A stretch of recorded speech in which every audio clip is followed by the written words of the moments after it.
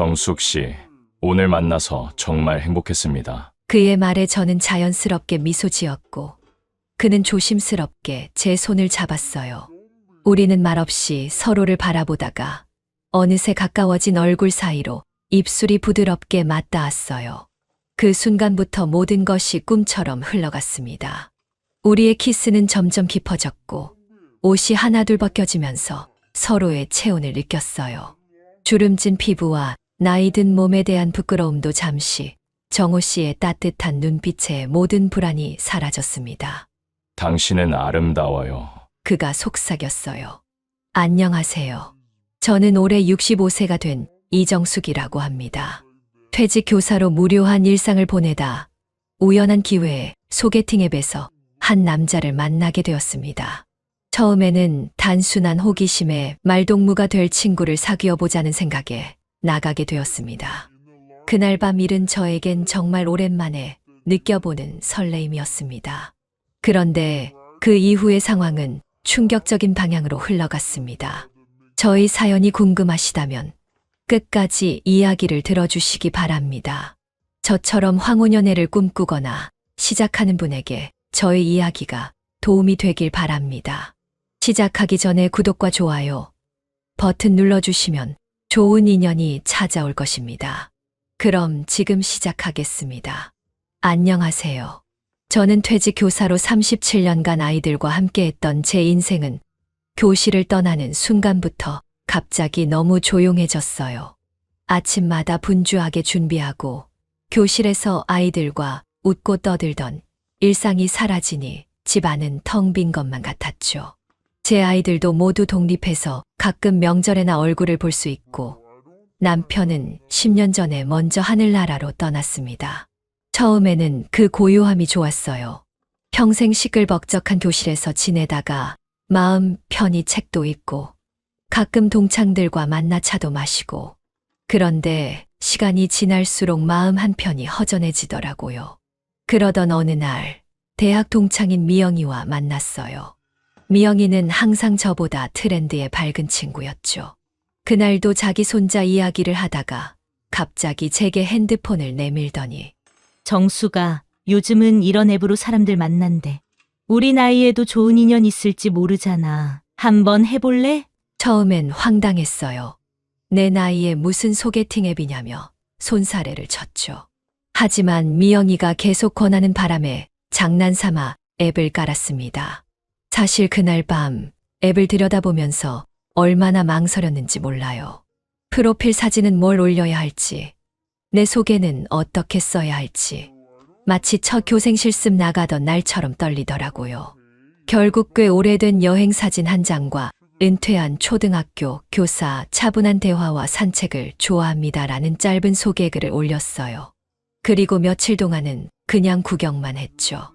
여러 프로필을 보면서 요즘 세상은 정말 달라졌구나 싶었어요.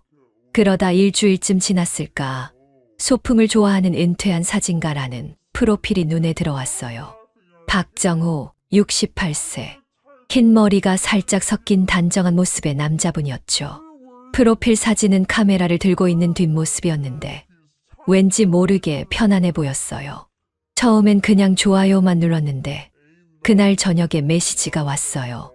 안녕하세요. 이정숙님, 프로필을 보고 인사드립니다. 교직에 계셨군요. 존경스러운 직업이십니다. 저는 평생 카메라만 들고 살았던 사람입니다. 짧고 공손한 첫 메시지였어요. 그 후로 우리는 메시지를 주고받기 시작했죠. 처음엔 날씨 이야기, 취미 이야기 같은 가벼운 대화였지만 점점 더 깊은 이야기로 이어졌어요. 아이들을 가르치며 느꼈던 보람, 카메라 렌즈로 세상을 바라보는 그만의 시선, 각자의 청춘과 중년의 시간들. 그의 말투에는 따뜻함이 있었고 유머 감각도 좋았어요. 무엇보다 제 이야기를 경청해 주는 것 같았죠. 요즘 젊은 사람들처럼 짧고 급한 대화가 아니라 천천히 생각을 나누는 느낌이었어요.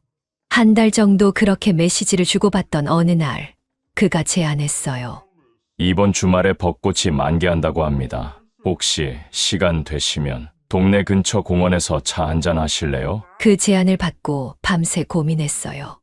이런 만남이 정말 괜찮은 걸까? 이 나이에? 하지만 다음 날 아침 저는 용기를 내어 답장을 보냈습니다. 네, 좋아요. 토요일 오후 2시에 만나요. 토요일이 되었어요. 아침부터 무슨 옷을 입을지, 어떤 화장을 할지 고민하다가 웃음이 나왔습니다. 마치 첫 소개팅 나가는 20살 소녀 같은 기분이었거든요. 결국 편안하면서도 단정한 베이지색 원피스에 가볍게 화장을 하고 집을 나섰어요. 약속 장소에 도착했을 때 그는 이미 와서 기다리고 있었습니다. 실제로 보니 프로필 사진보다 더 온화한 느낌이었어요. 눈가에 주름이 웃을 때마다 깊어지면서 따뜻한 인상을 주었죠. 오래 기다리셨어요? 제가 먼저 인사했어요. 아니요. 방금 왔습니다. 정숙 씨, 실제로 뵙게 되어 반갑습니다. 처음엔 어색했지만 그가 권한 카페에 앉아 차를 마시며 대화를 나누다 보니 점점 편안해졌어요. 그는 메시지에서처럼 좋은 청자였어요. 제가 학교에서 있었던 재미있는 일화를 이야기하면 진심으로 웃어주고 가끔은 자신의 사진 여행 경험을 들려주었죠. 저는 항상 사람들의 일상적인 순간을 담아왔어요. 화려한 풍경보다는 시장에서 물건을 고르는 할머니의 주름진 손이나 학교 앞에서 아이를 기다리는 부모의 뒷모습 같은 것들이요. 그의 말에 저는 공감했어요. 교사로서 저도 아이들의 작은 성장 순간들을 소중히 여겼으니까요. 차를 마신 후 그는 근처 벚꽃이 만개한 공원으로 산책을 제안했어요. 걸으면서 우리는 더 많은 이야기를 나눴습니다. 청춘 시절의 꿈, 중년의 고민, 그리고 지금 이 나이에 느끼는 삶의 여유와 아쉬움까지. 사실 이런 앱으로 만난다는 게 처음엔 부끄러웠어요. 제가 고백했더니 그도 웃으며 고개를 끄덕였어요. 저도 그랬습니다.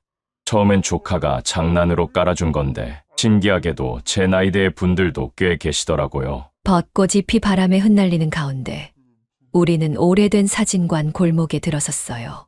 정호 씨는 그곳의 단골이었나 봐요. 주인과 반갑게 인사를 나누고 저에게 소개해 주었습니다.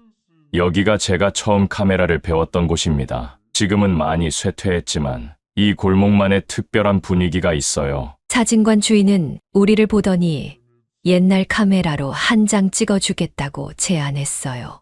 처음엔 쑥스러웠지만 정호 씨가 기념으로 한 장 어떨까요? 라고 하길래 수락했습니다. 그렇게 우리의 첫 사진이 찍혔어요. 지금 생각해보면 운명 같은 한 장의 사진이었죠. 오후 내내 우리는 동네를 거닐며 대화를 나눴어요. 해가 저물기 시작할 무렵 저는 집에 돌아가야 할 시간이 됐다고 말했습니다. 그때 정호 씨가 조심스럽게 제안했어요. 저기 시간이 괜찮으시다면 저녁 식사라도 함께 할까요? 제가 아는 조용한 식당이 있는데 망설이다가 저는 수락했어요. 그가 안내한 곳은 골목 안쪽의 작은 일식당이었습니다. 조용한 분위기에서 우리는 맛있는 음식을 먹으며 더 깊은 이야기를 나눴어요. 혹시 술 한잔 하실래요? 정호 씨가 조심스럽게 물었어요. 네, 좋아요. 오랜만에 좋은 분위기에서 한잔 할까요? 정호 씨는 따뜻한 사케를 주문했습니다. 첫 잔을 마시니 몸이 따뜻해지면서 마음도 더 편안해졌어요. 처음엔 소주 반 병이 한계였던 제가 어느새 정호 씨와 사케 한 병을 거의 비우고 있었죠. 술이 오가면서 우리의 대화는 더 깊어졌어요. 서로의 상처와 아픔도 자연스럽게 꺼내 보였죠. 아내를 일찍 여의고 혼자 살다 보니 가끔은 말할 사람이 그립더라고요. 카메라 뷰파인더로 세상을 바라보는 일이 외롭게 느껴질 때가 많습니다. 저도 비슷해요. 남편이 떠난 후 10년. 아이들은 바빠서 자주 보지 못하고 제 이야기를 들어줄 사람이 그리웠어요. 가끔은 학교에서 아이들 가르치던 때가 그립기도 해요. 술 기운이 돌자 우리는 더 솔직해졌습니다. 정호 씨는 젊은 시절 찍었던 사진들에 대한 이야기를, 저는 교단에서 있었던 감동적인 순간들을 나누었어요. 웃음도 많아졌고 가끔 우연히 손이 스치면 묘한 설렘도 느껴졌죠. 오늘 정말 즐거웠습니다. 정숙 씨. 그의 눈빛이 따뜻했어요. 저도요. 오랜만에 이렇게 편안하게 대화를 나눈 것 같아요. 저녁 식사와 술 한 잔을 마치고 밖으로 나왔을 때는 이미 꽤 늦은 시간이었습니다. 봄밤의 서늘한 공기가 살짝 취기를 도왔지만 그래도 몸이 약간 달아오른 느낌이었어요. 집에 가기에는 늦은 시간이었고 우리 동네까지는 거리가 좀 있었어요. 정우 씨가 제 어깨에 자켓을 살며시 걸쳐주며 말했습니다.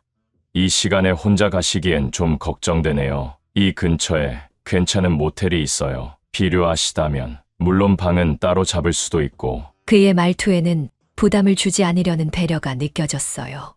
하지만 저도 모르게 마음이 끌렸던 건 사실이에요. 그럴까요?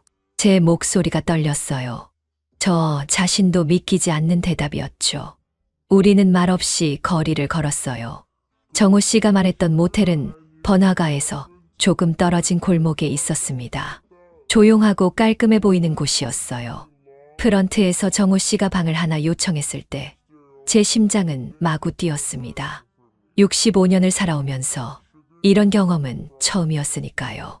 엘리베이터 안에서 우리는 서로의 눈을 피했어요. 긴장감이 맴돌았지만 동시에 이상한 설렘도 느껴졌습니다. 방에 들어서자 정우 씨는 조심스럽게 물었어요. 후회하지 않으세요? 제가 고개를 저었습니다. 아니요, 괜찮아요. 정우 씨는 미니바에서 물 한 병을 꺼내 저에게 건넸고 창가로 걸어가 커튼을 살짝 열었어요. 창밖으로 도시의 불빛이 반짝였습니다. 아름답네요. 그가 말했어요. 이렇게 밤의 도시를 보면 수많은 사람들의 이야기가 저 불빛 속에 담겨 있는 것 같아요. 저는 그의 옆으로 다가갔어요. 어깨가 살짝 닿았습니다. 그 순간 그가 천천히 저를 바라봤어요. 그의 눈에는 외로움과 그리움, 그리고 따뜻함이 담겨 있었습니다. 정숙 씨, 오늘 만나서 정말 행복했습니다. 그의 말에 저는 자연스럽게 미소 지었고 그는 조심스럽게 제 손을 잡았어요. 처음에는 떨렸지만 곧 편안해졌습니다. 우리는 말없이 서로를 바라보다가 어느새 가까워진 얼굴 사이로 입술이 부드럽게 맞닿았어요. 그 순간부터 모든 것이 꿈처럼 흘러갔습니다. 우리의 키스는 점점 깊어졌고 옷이 하나둘 벗겨지면서 서로의 체온을 느꼈어요. 주름진 피부와 나이 든 몸에 대한 부끄러움도 잠시, 정우 씨의 따뜻한 눈빛에 모든 불안이 사라졌습니다. 당신은 아름다워요. 그가 속삭였어요. 그 밤은 단순한 육체적 관계를 넘어 오랜 시간 각자의 고독 속에 살아온 두 영혼의 만남이었습니다. 서로의 체온으로 채워진 시간, 나이와 시간을 잊은 채 우리는 서로에게 젊음을 되찾아 주었어요. 나중에 침대에 누워 그의 가슴에 기대어 있을 때 정우 씨는 제 머리카락을 부드럽게 쓰다듬으며 말했어요. 가끔은 인생이 이렇게 예상치 못한 선물을 주기도 하네요. 나는 웃으며 고개를 끄덕였습니다. 소개팅 앱을 통해서 이런 만남을 가질 줄은 정말 몰랐어요. 우리는 서로의 과거와 현재, 그리고 미래에 대해 더 많은 이야기를 나눴어요. 정우 씨는 젊은 시절 여행하며 찍었던 사진들에 대해 열정적으로 이야기했고, 저는 학생들과의 추억을 들려주었습니다. 평범하고 소소한 대화였지만 그 어느 때보다 의미 있게 느껴졌어요. 시계가 새벽 2시를 가리킬 때쯤 우리는 서로를 껴안은 채 잠이 들었습니다. 편안한 마음으로 누군가의 품에 안겨 잠든 것은 정말 오랜만이었어요. 아침에 눈을 떴을 때 창문으로 들어오는 봄 햇살이 방 안을 환하게 비추고 있었습니다. 하지만 옆자리를 더듬어 보니 정우 씨는 없었어요.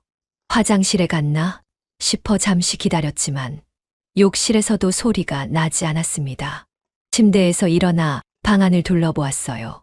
정우 씨의 옷가지와 가방이 사라져 있었고 침대 옆 테이블 위에는 작은 메모지가 놓여 있었습니다.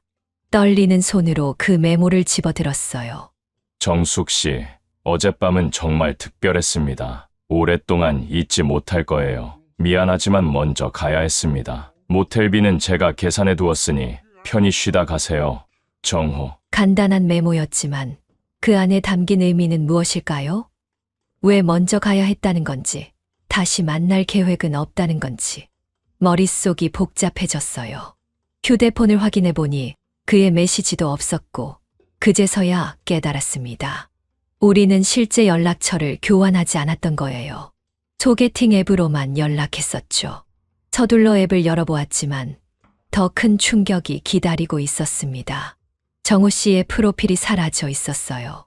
더 이상 메시지를 보낼 수도 없었습니다. 혼란스러운 마음으로 씻고 옷을 갈아입었어요. 프런트에 내려가 물어보니 정우 씨는 이미 새벽에 계산을 마치고 나갔다고 했습니다.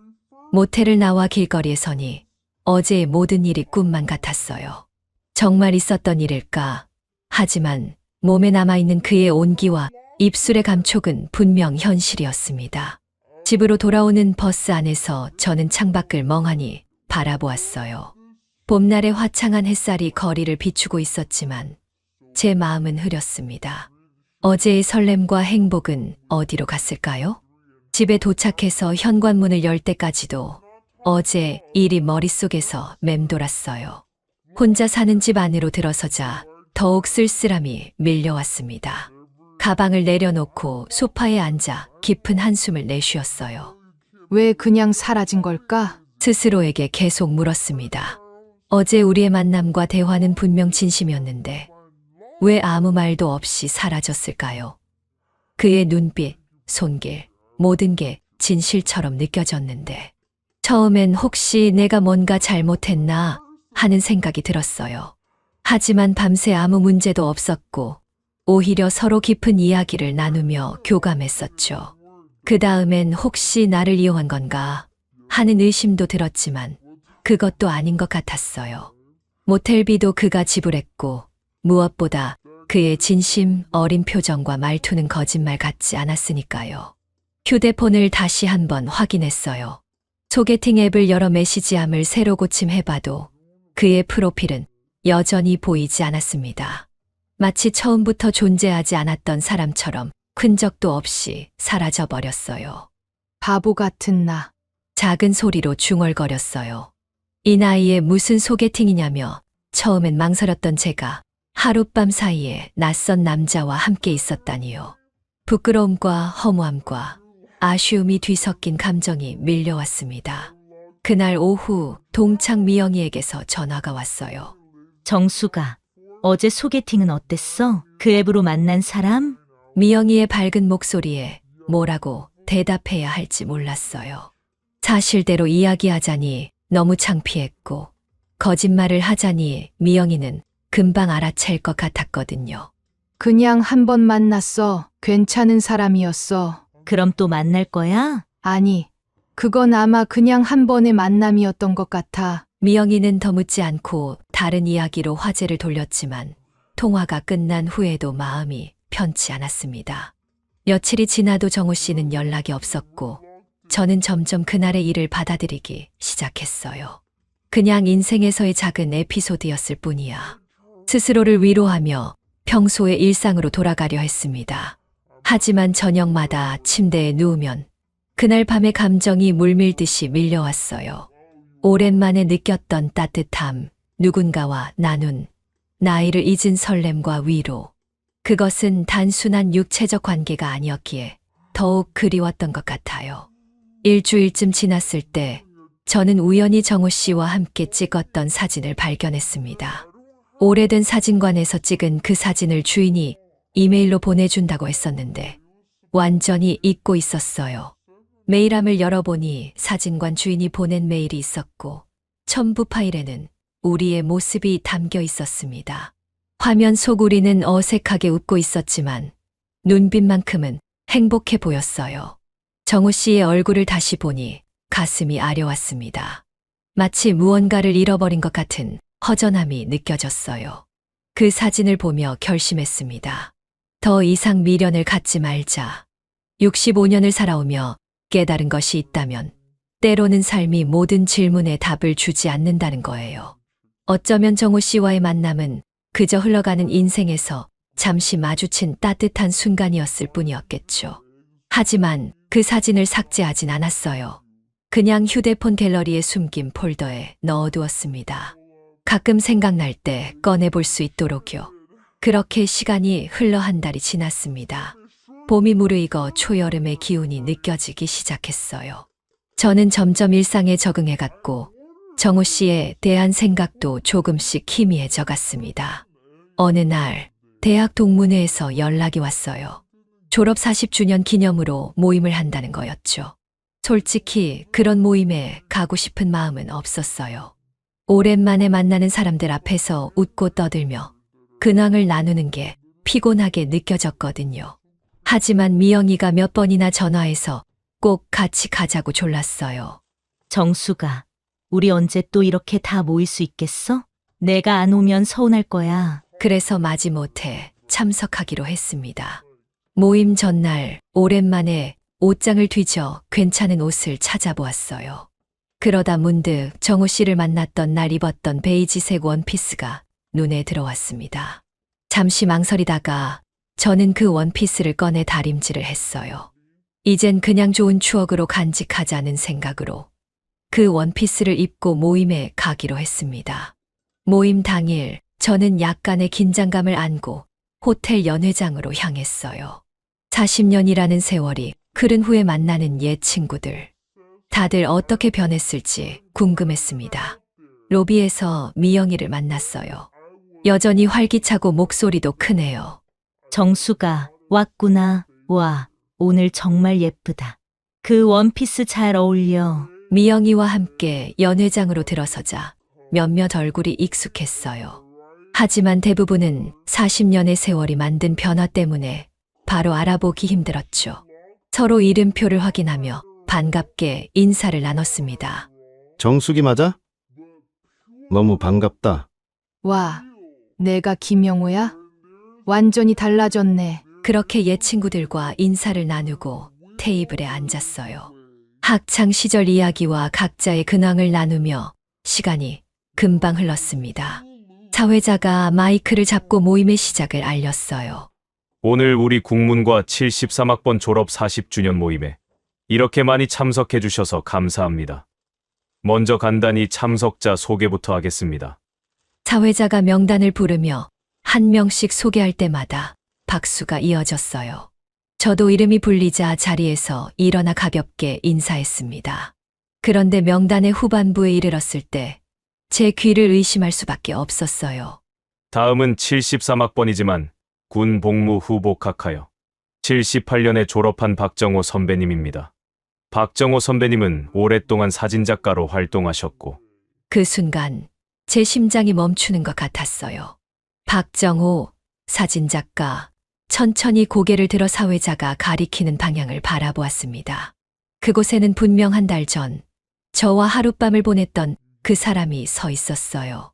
정호 씨도 저를 발견했는지 눈이 커지더니 잠시 굳어버렸습니다. 우리의 시선이 허공에서 마주쳤고 주변의 소리가 모두 사라진 것 같았어요. 그는 자리에서 일어나 가볍게 인사를 했지만 그의 눈은 계속 저에게 고정되어 있었습니다. 미영이가 제 옆구리를 쿡 찔렀어요. 정수가, 왜 그래? 얼굴이 하얘졌어. 아니, 괜찮아. 정신을 차리려 했었지만 머릿속은 혼란스러웠어요. 그가 정말 제 대학 선배였다니. 그런데 왜 그날 아무 말도 하지 않았을까요? 그리고 왜 갑자기 사라진 걸까요? 공식 행사가 끝나고 자유롭게 담소를 나누는 시간이 되자 저는 화장실로 피했어요. 거울 앞에 서서 창백한 제 얼굴을 보며 심호흡을 했습니다. 진정해. 정수가 65년을 살았으면 이 정도는 담담하게 넘길 수 있어야지. 화장실에서 나오려는 순간 복도에서 그와 마주쳤어요. 정호 씨는 마치 저를 기다리고 있었던 것처럼 벽에 기대어 서 있었습니다. 정숙 씨, 그의 목소리는 한 달 전과 똑같았어요. 깊고 따뜻한 그 목소리, 왜 그랬어요? 제 입에서 나온 첫 마디였어요. 왜 그냥 사라졌나요? 정호 씨는 깊은 한숨을 내쉬었어요. 정말 죄송합니다. 설명할 기회를 주시겠어요? 지금 잠시 옥상 정원에 가서 이야기를 나눌 수 있을까요? 망설이다가 결국 고개를 끄덕였어요. 우리는 말없이 하지만 가슴은 시끄럽게 호텔 옥상 정원으로 향했습니다. 초여름 밤바람이 불어오는 옥상 정원은 조용했어요. 도시의 불빛이 반짝이는 가운데 우리는 벤치에 나란히 앉았습니다. 먼저 사과드리고 싶습니다. 그날 아침에 그렇게 사라져서 정말 죄송해요. 저는 아무 말 없이 그를 바라보았어요. 그는 계속해서 말을 이어갔습니다. 사실 소개팅 앱에서 당신의 프로필을 봤을 때 이름이 익숙했어요. 대학 시절 후배였던 이정숙이 맞나 싶었지만 확신할 수 없었죠. 그래서 만나보기로 했어요. 그럼 처음부터 알고 있었던 거예요? 아니요. 확신하진 못했어요. 40년이란 세월이 지났으니까요. 하지만 만나서 대화를 나누면서 점점 확신이 들었습니다. 대학 시절 문학 동아리에서 봤던 그 후배가 맞다는 거요. 저는 잠시 기억을 더듬어 보았어요. 문학 동아리. 거기서 항상 카메라를 들고 다니던 선배가 있었던 것 같기도 했지만 너무 희미한 기억이었습니다. 그런데 왜 말하지 않았어요? 그리고 왜 그렇게 갑자기 사라진 거죠? 정호 씨는 잠시 말을 고르는 듯 했어요. 그의 표정이 복잡해 보였습니다. 처음에는 말하려고 했어요. 하지만 대화를 나누면서 당신이 저를 기억하지 못하는 것 같았어요. 그리고 그는 잠시 망설이다가 계속했습니다. 솔직히 말하면 그냥 새로운 인연으로 시작하고 싶었어요. 과거의 기억 없이 그냥 지금의 우리로서 나이 들어 만난 두 사람으로. 그의 말에 저는 혼란스러웠어요. 그렇다고 해도 왜 그렇게 갑자기 사라진 거예요? 아무 설명도 없이. 정호 씨의 눈에 슬픔이 어렸습니다. 그는 천천히 말을 이어갔어요. 그날 아침 당신이 자는 모습을 보면서 많은 생각이 들었어요. 우리가 이렇게 만난 것이 정말 우연일까? 아니면 운명일까? 그리고 내가 정직하지 못했다는 죄책감도 컸습니다. 그는 잠시 숨을 고르더니 가방에서 무언가를 꺼냈어요. 오래된 사진 한 장이었습니다. 이걸 보세요. 사진을 받아든 순간 저는 숨이 멎는 것 같았어요. 그것은 40년 전 대학 문학 동아리 단체 사진이었습니다. 맨 앞줄에 앉아있는 젊은 제 모습과 뒷줄에 서 있는 젊은 정호 씨의 모습이 선명했어요. 기억나세요? 당시 제가 동아리 선배였고 항상 카메라를 들고 다녔죠. 사실 저는 당신을 좋아했어요. 정숙 씨. 그 말에 저는 깜짝 놀랐어요. 머릿속으로 젊은 시절의 기억을 더듬어 보았지만 희미했습니다.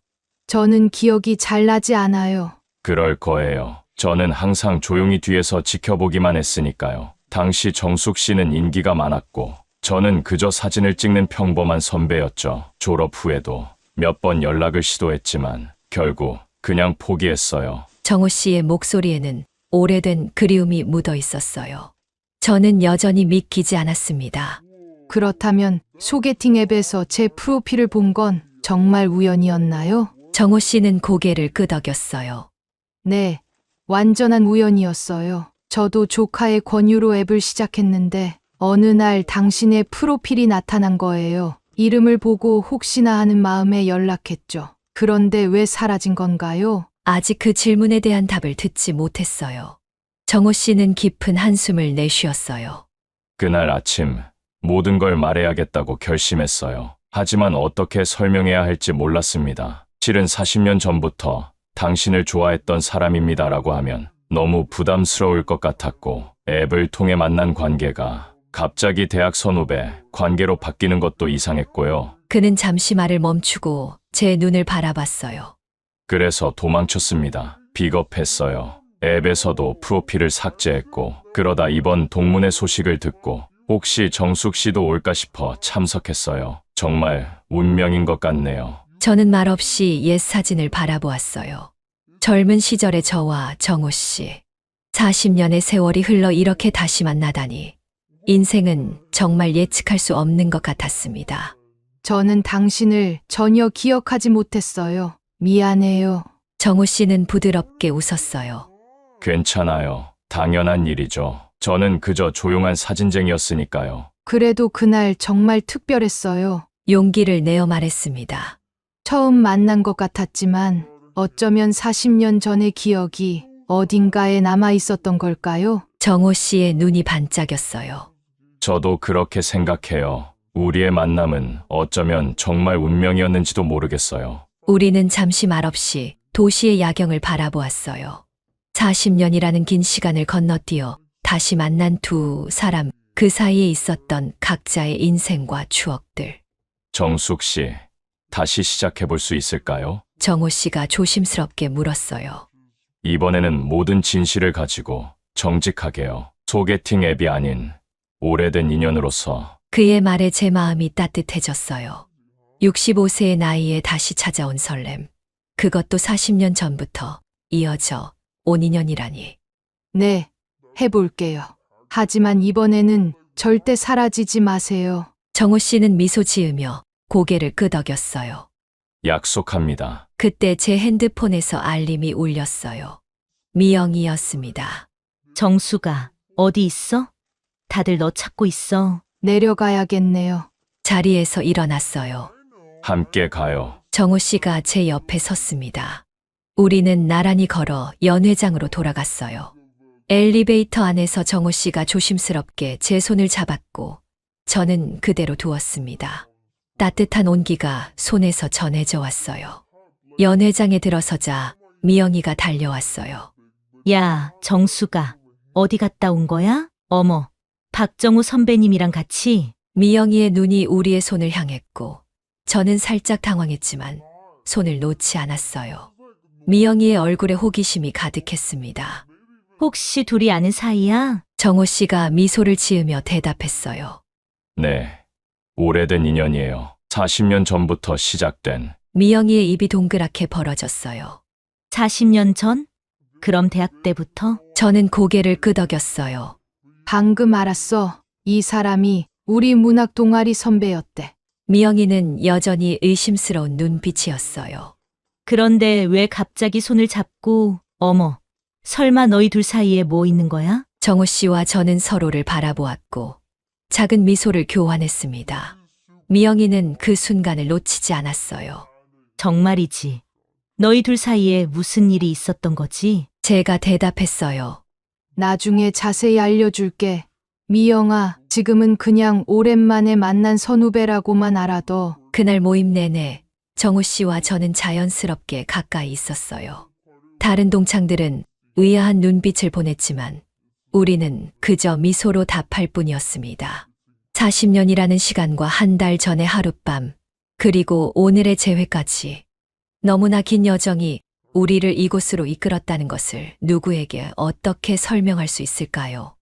모임이 끝나갈 무렵 정호 씨가 귓속말로 물었어요. 오늘 저녁 함께 할 수 있을까요? 저는 망설임 없이 고개를 끄덕였습니다. 이번에는 아무런 부끄러움도 망설임도 없었어요. 모임이 끝나고 정호 씨는 제가 사는 아파트까지 바래다 주었습니다. 정호 씨의 차 안에서 우리는 더 많은 이야기를 나눴어요. 대학 졸업 후에 정숙 씨는 어떻게 지냈나요? 정호 씨가 물었어요. 바로 교사가 되었어요. 초등학교에서 37년간 아이들을 가르쳤죠. 결혼도 하고 아이도 둘 낳고 평범하게 지냈어요. 남편은 10년 전에 먼저 세상을 떠났고요. 많이 힘드셨겠네요. 처음엔 그랬어요. 하지만 시간이 지나면서 익숙해졌죠. 정우 씨는요?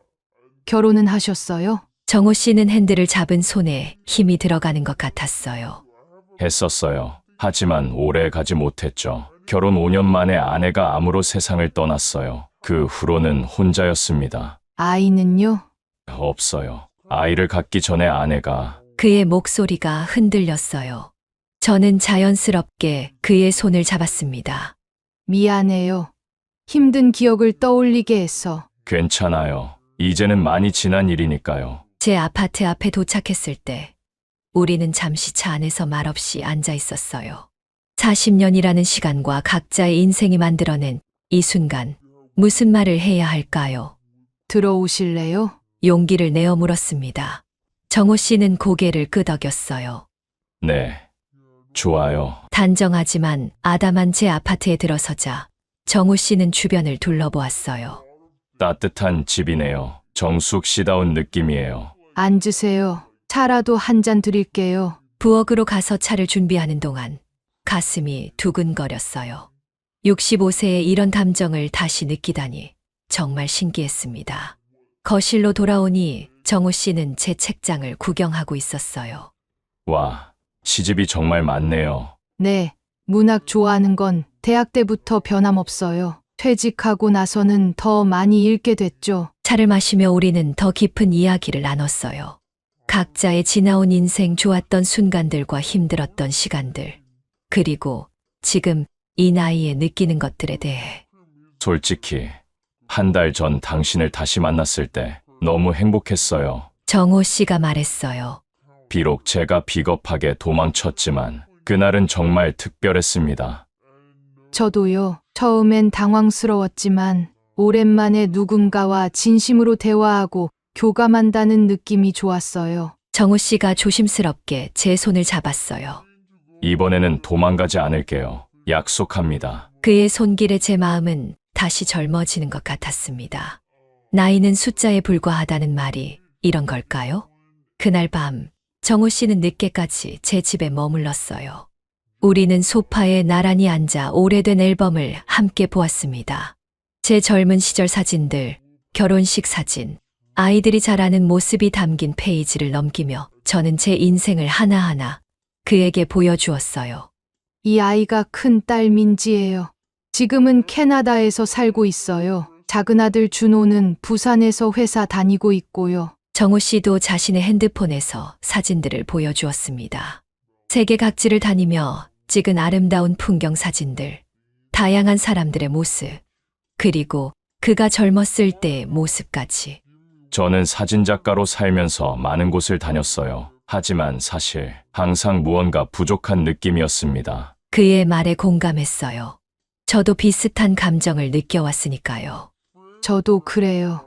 아이들을 키우고 학생들을 가르치며 바쁘게 살았지만 마음 한구석이 텅 빈 것 같았어요. 특히 남편이 떠난 후에는 더욱. 정호 씨가 제 어깨에 팔을 두르며 말했어요.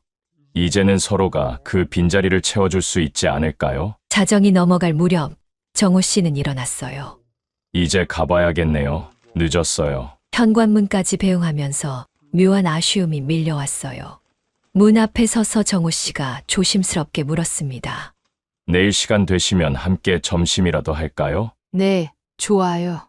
그는 부드럽게 미소 지으며 제 이마에 가볍게 입맞춤을 했어요. 그 순간 몸에 전류가 흐르는 듯 했습니다. 내일 뵐게요. 정숙 씨. 문이 닫히고 저는 그 자리에 한참을 서 있었어요. 65세의 나이에 다시 찾아온 이 감정이 부끄럽기도 설레기도 했습니다. 그날 밤 오랜만에 편안한 마음으로 잠들었어요. 꿈속에서 40년 전 젊은 시절의 정호 씨와 제가 대학 캠퍼스를 거닐고 있었습니다. 다음 날 아침 일어나자마자 정호 씨에게서 메시지가 와 있었어요. 좋은 아침입니다. 어제는 정말 행복했어요. 오늘 12시에 만날까요? 간단히 답장을 보내고 오랜만에 설레는 마음으로 준비를 시작했어요. 옷장 앞에서 무엇을 입을지 고민하다가 문득 웃음이 나왔어요. 마치 첫 데이트를 앞둔 소녀처럼 행동하고 있었으니까요. 정호 씨와의 점심 식사는 근처 조용한 이탈리안 레스토랑에서 이루어졌어요. 창가 자리에 앉아 와인 한 잔과 함께 식사를 하며 우리는 더 많은 이야기를 나눴습니다. 정숙 씨, 솔직히 고백하자면 정호 씨가 잔을 돌리며 말했어요. 소개팅 앱에서 당신을 발견했을 때 이름이 같다고 해서 혹시나 하는 마음에 메시지를 보냈지만 실제로 만났을 때도 확신할 수 없었어요. 40년이란 세월이 사람을 많이 변하게 하니까요. 그럼 언제 알아차리셨어요? 벚꽃 공원을 걸으면서요. 당신이 시를 인용했을 때 그때 문학 동아리에서 항상 그 시를 좋아했던 이정숙 후배가 떠올랐어요. 제가 놀라서 물었어요. 제가 시를 인용했나요? 기억이 안 나요. 네, 김소월의 진달래꽃이었어요. 벚꽃 잎이 떨어지는 걸 보며 가실 때에는 말없이 고이 보내드리오리다라고 읊으셨죠. 그 순간이 희미하게 기억났어요. 정말 무의식적으로 말했던 것 같은데 정호 씨는 그걸 놓치지 않았던 거예요. 대학 시절에도 그 시를 자주 인용하셨거든요. 문학 동아리 모임에서 발표하실 때 항상 그 시로 시작하셨어요. 저는 감동했어요. 제가 잊어버린 작은 기억까지 그는 간직하고 있었다니. 솔직히 말하자면 그날 밤에도 말하고 싶었어요. 하지만 용기가 나지 않았어요. 40년의 세월이 제게 큰 용기를 주지 못했나 봐요. 그의 솔직한 고백에 제 마음이 따뜻해졌어요. 이제는 말할 수 있어요? 제가 물었습니다. 네, 이제는 말할 수 있어요. 정숙 씨, 40년 전에도, 그리고 지금도 당신을 좋아합니다. 창가로 들어오는 햇살이 그의 얼굴을 비추었어요. 주름진 얼굴이지만 그 눈빛만큼은 젊은 시절 그대로였습니다. 진심이 담긴 눈빛. 저도 이제는 말할 수 있어요. 비록 40년 전의 기억은 희미하지만 지금 이 순간 당신을 좋아해요. 정우 씨, 우리의 와인잔이 부딪히는 소리가 작게 울렸어요. 65세에 찾아온 새로운 시작을 축하하듯이. 그렇게 우리의 특별한 관계는 시작되었어요. 처음에는 하루에 한 번씩 만나 함께 시간을 보냈고 점점 더 가까워졌습니다. 시간이 흐르면서 정우 씨는 자연스럽게 제 일상의 일부가 되어갔어요. 한 달쯤 지났을 때 정우 씨가 조심스럽게 제안했어요. 정숙 씨, 이번 주말에 짧은 여행을 가는 건 어떨까요? 제가 사진 작업으로 자주 가던 강원도 바닷가 마을이 있는데 경치가 참 좋아요. 설레는 마음으로 여행 준비를 했어요. 65세의 나이에 남자친구와 여행을 간다니 생각만 해도 웃음이 났습니다. 미영이에게 전화로 여행 계획을 말했더니 깔깔 웃으며 말하더군요. 정수가, 너 정말 청춘이 다시 돌아온 것 같네. 소개팅 앱 깔게 해준 내가 자랑스럽지 않아? 여행 당일 정우 씨가 운전하는 차를 타고 강원도로 향했어요. 창밖으로 흐르는 풍경을 바라보며 저는 이 모든 것이 꿈만 같다고 느꼈습니다. 가끔은 이 모든 게 현실이 맞나 싶어요. 제가 말했어요. 저도 그래요. 40년 만에 다시 만나 이렇게 함께 여행을 가다니. 그의 말에 웃음이 나왔어요. 정우 씨, 사실 저는 아직도 대학 시절 정우 씨의 모습이 잘 기억나지 않아요. 미안해요. 괜찮아요. 그때 저는 정말 존재감 없는 선배였으니까요. 항상 카메라 뒤에 숨어 있었고, 그땐 정숙 씨에게 말 한마디 건네기도 어려웠어요. 그런데 어떻게 저를 좋아하게 된 거예요? 정우 씨는 잠시 생각에 잠기더니 대답했어요. 문학 동아리 첫 모임 날이었어요. 정숙 씨가 김소월의 시를 낭독했는데 그 순간 마음을 빼앗겼죠. 당신의 목소리, 시를 이해하는 깊이, 그리고 그 순수한 열정. 그때부터 카메라 렌즈로 자주 정숙 씨를 담곤 했어요. 정말요? 제 사진을 많이 찍으셨어요? 네, 정말 많이요. 사실 그가 잠시 머뭇거리더니 계속했어요. 이번 여행에 그 사진들을 가져왔어요. 오래된 필름 사진들인데 지금까지 간직해왔어요. 깜짝 놀랐어요. 40년 동안이요? 네, 몇 번이나 버리려고 했지만 결국 못 버렸어요. 마치 제 청춘의 일부를 버리는 것 같았거든요. 바닷가 펜션에 도착해서 정우 씨는 오래된 사진첩을 꺼냈어요. 그 안에는 40년 전 대학 시절의 제 모습이 담겨 있었습니다. 도서관에서 책을 읽고 있는 모습, 문학동아리 모임에서 발표하는 모습, 캠퍼스 벚꽃 아래 걷고 있는 모습. 이걸 보세요. 제가 몰래 찍은 사진들이에요. 당시에는 용기가 없어서 직접 건네드리지 못했어요. 사진들을 보면서 제 눈에는 눈물이 고였어요. 제가 기억하지 못하는 젊은 시절의 순간들. 그리고 그 시절부터 저를 지켜봐 온 한 남자의 마음. 이제야 말할 수 있어요. 그때 저는 정숙 씨가 눈에 들어왔지만 항상 인기가 많아서 다가가기 어려웠어요. 졸업할 때 마음을 고백하려고 했는데 그때 정숙 씨가 다른 사람과 약혼했다는 소식을 들었죠. 그랬군요. 저는 대학 4학년 때 남편을 만났어요. 빠르게 약혼하고 결혼했죠. 그래서 포기했어요. 하지만 이렇게 40년이 지나 다시 만나게 될 줄은 몰랐습니다. 바다가 보이는 발코니에 나가 앉아 우리는 석양을 바라보았어요. 시간이 이렇게 우리를 다시 만나게 해주다니. 인생은 정말 신비롭다는 생각이 들었습니다. 정숙 씨, 앞으로 우리가 함께 할 수 있는 시간이 몇 년이나 될까요? 10년, 20년. 하지만 그게 중요하진 않아요. 지금 이 순간, 당신과 함께 있다는 것이 제게는 가장 큰 선물입니다. 정우 씨의 진심 어린 말에 제 마음이 따뜻해졌어요. 우리 남은 시간, 함께 행복하게 보내요. 40년 전에 놓쳤던 시간을 이제라도 채워나가요. 그날 밤 우리는 바다 소리를 들으며 서로를 껴안고 잠이 들었어요. 더 이상 어색함도 부끄러움도 없었습니다. 그저 긴 시간을 돌아 다시 만난 두 영혼이 서로를 위로하고 사랑하는 순간이었죠. 다음 날 아침, 정우 씨는 일찍 일어나 해변에서 사진을 찍고 있었어요. 저는 조용히 다가가 그의 뒤에 서서 어깨에 기대었습니다. 무엇을 찍고 계세요? 일출이요. 매일매일 다른 모습을 보여주는 태양. 마치 우리 인생처럼요. 매 순간이 다르고 그래서 더 소중한. 정우 씨는 카메라를 내려놓고 저를 향해 돌아섰어요. 정숙 씨, 하나 물어봐도 될까요? 정우 씨의 표정이 진지해졌어요. 저는 고개를 끄덕였습니다. 정숙 씨와 저 앞으로 함께 살아볼까요? 예상치 못한 제안에 순간 말문이 막혔어요. 하지만 마음속에서는 이미 대답이 준비되어 있었습니다. 네, 좋아요.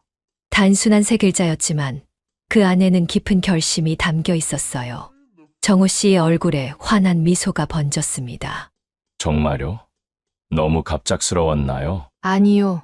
오히려 기다리고 있었어요. 그렇게 우리는 함께 살기로 결정했어요.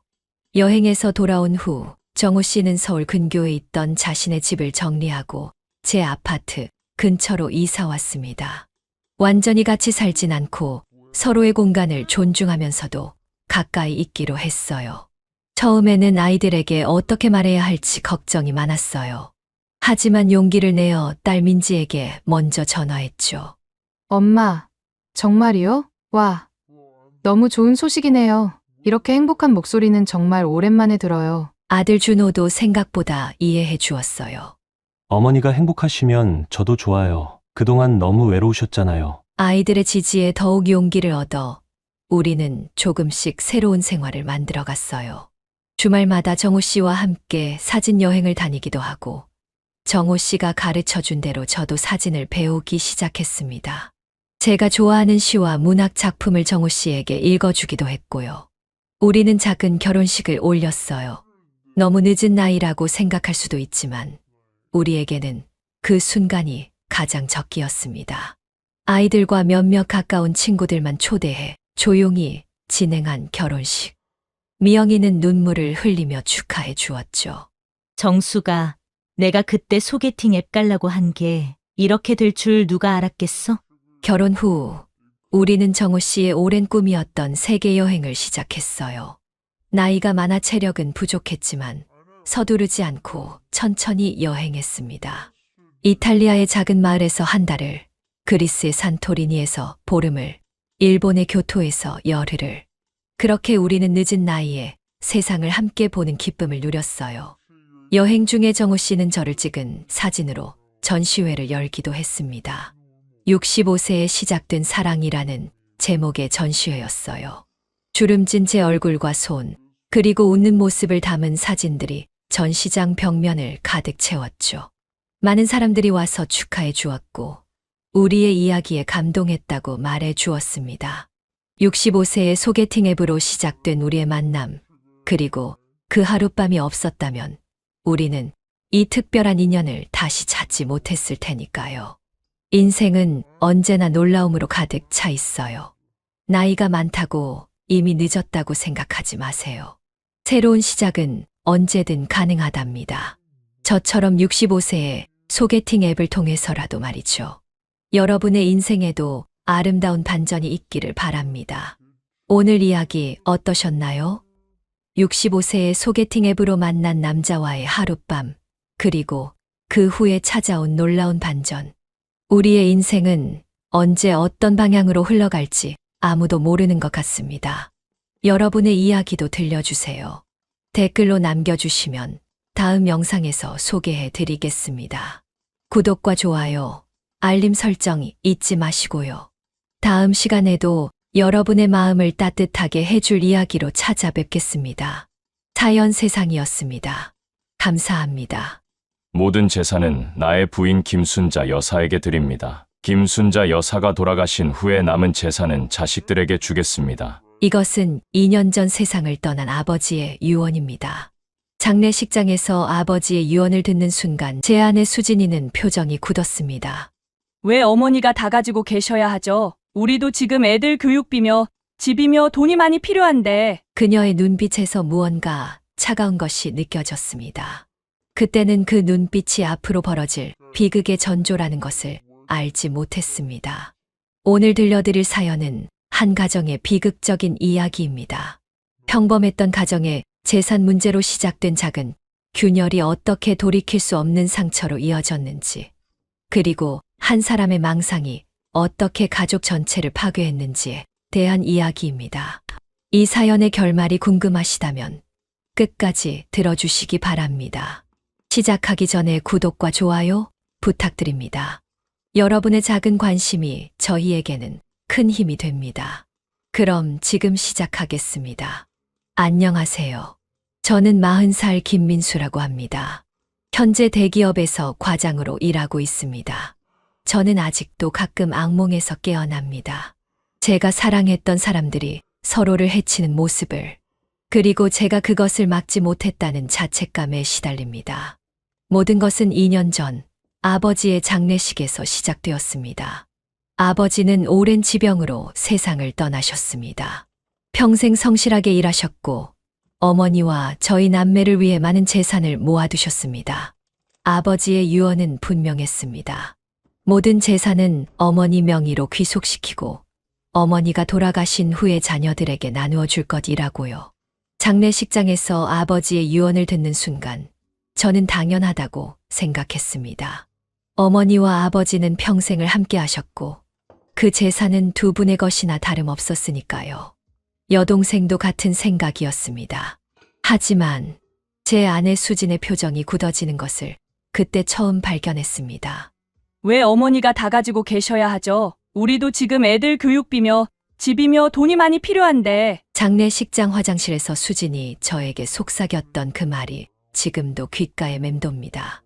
당시에는 그저 장례식의 슬픔과 충격으로 인한 일시적인 감정 표현이라고 생각했습니다. 아내가 평소에도 물질적인 것에 관심이 많았지만 그 정도로 재산에 집착할 거라고는 생각하지 못했습니다. 수진아, 그건 당연한 거야. 어머니께서 평생 아버지와 함께 일구신 재산이고 어머니 생활이 보장되어야지 우리는 우리 힘으로 살아갈 수 있어. 제 대답에 수지는 더 이상 말을 하지 않았지만 그녀의 눈빛에서 무언가 차가운 것이 느껴졌습니다. 장례식 이후 우리는 평소와 같이 살아갔습니다. 저는 회사에서 승진을 위해 열심히 일했고 해외 출장도 잦았습니다. 수지는 두 아이를 키우며 전업주부로 지냈고 어머니는 저희 집에서 30분 거리에 있는 시골 단독주택에서 혼자 사셨습니다. 주말마다 저희 가족이 어머니를 찾아뵙거나 어머니가 저희 집에 오셔서 손주들과 시간을 보내셨습니다. 하지만 시간이 지날수록 수진의 행동이 이상해지기 시작했습니다. 처음에는 어머니가 오실 때마다 갑자기 두통이 생겼다며 방에 들어가 누워 있었습니다. 그 다음에는 어머니의 말 한마디를 왜곡해서 해석하기 시작했습니다. 당신 어머님이 내가 없을 때 수진이는 살림을 이렇게 해야지라고 하셨대. 내 살림 방식을 비난하는 거야. 어머님이 당신을 너무 소유하려고 해. 당신이 나보다 어머님 편을 더 들어주는 것 같아. 처음에는 저도 그냥 오해였겠지라며 넘겼습니다.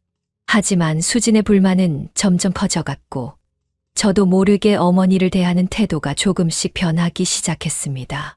어머니의 전화를 받을 때마다 수진의 날카로운 시선이 느껴졌고 어머니를 찾아뵐 때도 예전처럼 편안하게 대화를 나누지 못했습니다. 그러던 어느 날 수진이 충격적인 말을 했습니다. 당신 어머님, 당신을 아들이 아니라 남자로 보는 것 같아. 내가 없을 때 당신 팔을 만지는 방식이 이상해. 순간 머리가 하얘졌습니다. 그런 어이없는 망상을 어떻게 품을 수 있는지 이해할 수 없었습니다. 수진아, 무슨 말도 안 되는 소리야. 어머니가 그럴 리가 없잖아. 격렬하게 부정했지만 수진의 표정은 변하지 않았습니다. 오히려 제가 어머니 편을 든다고 화를 냈습니다. 그날 밤 우리는 처음으로 큰 싸움을 했습니다. 그리고 그 후로 집안의 분위기는 더욱 냉랭해졌습니다. 어머니는 점점 저희 집에 오시는 횟수를 줄이셨습니다. 전화로 물어보면 괜찮다고만 하셨지만 어머니의 목소리에서 외로움이 느껴졌습니다. 수지는 어머니가 오시지 않자 오히려 기뻐하는 듯 했습니다. 어머님이 요즘 말이 점점 이상해지는 것 같아. 가끔 같은 말을 반복하시고 혹시 치매 초기 증상 아닐까? 수진의 말에 저는 불안해졌습니다. 실제로 어머니의 건강이 좋지 않으신 걸까? 주말에 혼자 어머니를 찾아뵀을 때 어머니는 여전히 맑은 정신으로 저와 대화를 나누셨습니다. 하지만 어딘가 위축되어 보이셨고 수진과 아이들 이야기를 꺼내면 대답을 피하셨습니다. 민수야, 수진이가 많이 힘들지? 아이들 키우랴, 집안일 하랴, 내가 가끔 찾아가면 더 부담될 것 같아서 너희 가족끼리 시간 보내는 게 좋겠어. 어머니의 말씀이 가슴을 아프게 했지만 저는 그저 어머니가 배려해 주시는 거라고 생각했습니다. 수진에게 어머니의 말씀을 전했더니 비웃으며 말했습니다. 그렇게 말하면서도 속으로는 다른 생각하고 계시겠지. 당신은 정말 어머님 앞에만 서면 아무것도 보지 못하네요. 시간이 흐를수록 수진의 망상은 심해졌고 저는 회사 업무와 가정 사이에서 지쳐갔습니다. 어머니와 아내 둘 중 누구의 말이 진실인지 혼란스러웠습니다. 결국 저는 최악의 선택을 했습니다. 침묵을 택한 것입니다. 그리고 그 침묵이 비극으로 이어졌습니다.